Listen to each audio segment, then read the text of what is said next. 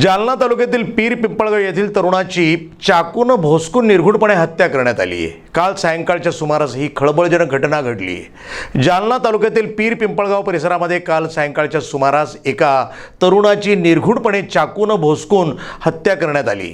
दिलीप हरिभाऊ कोल्हे असं मयत तरुणाचं नाव असल्याची प्राथमिक माहिती समोर आली आहे, तर किरकोळ वादातून ही हत्या झाल्याची माहिती देखील समोर आली आहे। भोसकल्यानंतर गंभीर जखमी अवस्थेमध्ये दिलीप हरिभाऊ कोल्हे याला त्याचे वडील हरिभाऊ कोल्हे यांनी जालना शहरातील दीपक हॉस्पिटलमध्ये उपचारासाठी दाखल केलं होतं।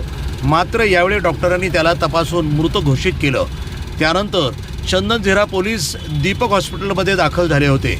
या प्रकरणात रात्री उशिरापर्यंत चंदनझिरा पोलीस ठाण्यामध्ये गुन्हा दाखल करण्याची प्रक्रिया सुरू होती। प्रतिनिधी नाझीम मनियार, जालना, NTV न्यूज मराठी।